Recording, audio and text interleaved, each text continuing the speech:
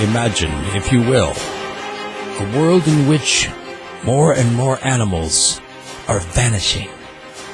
Extinction-level events happening all around the world. Animals that you once knew and loved, gone forever. The lion, the giraffe, the elephant, figments of your imagination, just as the unicorn or the dragon. Does this sound like something that you want to have happen? It could be happening right now. It could be, if the author of the population bomb is right. There's a new study out by a group of scientists, which includes the author of the population bomb. Remember the 1968 book, which basically speculates that overpopulation is going to lead to other animals dying off. And this whole concept of human beings being at an overpopulation level is what I want to address today. I don't know how much you've traveled. I've gone to, well, I've been on a number of continents. I've been to Africa, I've been to Morocco, and I've been to Europe, of course, not just Paris, but I've been through Germany, down through Eastern Europe, into the Balkans, going to Bosnia, Croatia, and other regions that shall remain nameless for now.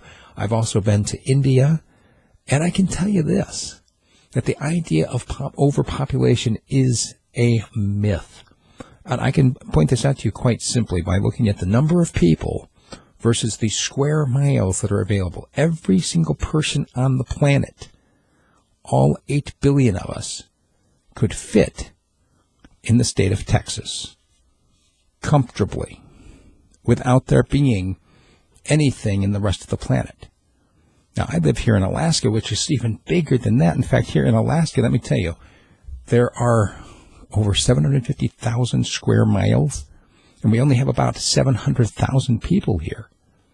Do that math. That means that if everybody spread out, we could have over a square mile each here in Alaska. Now, when I went to India, of course, I did encounter a crush of humanity in a couple of places, the big cities primarily. We flew into Calcutta, and let me tell you, it was just absolutely insane how many people were there. And, of course, the poverty, the squalor, the disease, the filth in the streets. I mean, it's the kind of thing that makes you go, oh, how can anybody live like this? This is an overpopulated city, and I will give you that. But as I left Calcutta, got on the train and went to Patna, that is a 12-hour train ride. I wasn't even 30 minutes outside of Calcutta. And I was noticing vast, open spaces. Miles and miles of open spaces. Miles and open spaces, which reminded actually very much of Alaska. And part of the issue here, I was asking some locals, people who actually live there, not scientists who study things based on numbers and speculation about food supply. I asked, look, I'm seeing all these fields out there that are just lying fallow. There's nothing growing on them. Why aren't they farming that? And one of the locals explained to me that part of the issue here is economic, that the farmers are lured off their land to go into town to get a higher paying job. Well, part of it is that, of course, they want to support their family. So they go to the towns to get a job to earn the money to support their family. However, what they find happening is that just one job isn't really enough to support both themselves and send money back home to town, to their families in their towns. So they take on a second job, but then they find themselves so tired and so unable to keep working that they end up taking drugs to stay awake so they can have the second job. But you can see where this is going, right? Because of then the money to support the drug habit, it takes all that other income. And so they end up in this personal downward spiral, which then leads other family members back in their home villages to come to town to get a job to send money home. And it's just this flushing of the humanity. If they stayed in their hometowns and simply grew enough food to feed their families, it would be different.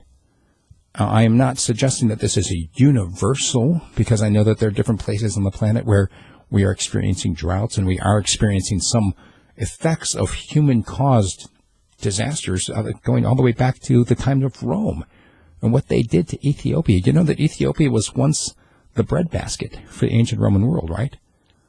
The Romans came through and salted the land, destroyed its fertility, and that's why we had so many famines for 1,000 years.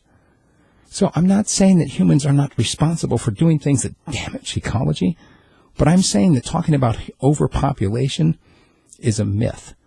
We need to talk about food supply. We need to talk about ways of growing better food, healthier food, more food, and finding of ways for people to interact with the earth in such a way that they are sustaining each other instead of everybody going to the cities. That's my 2 cents. If you've got a counter argument, I'd love to hear from you. Send me an email, steve@radiofreespeech.com. Let's talk about it.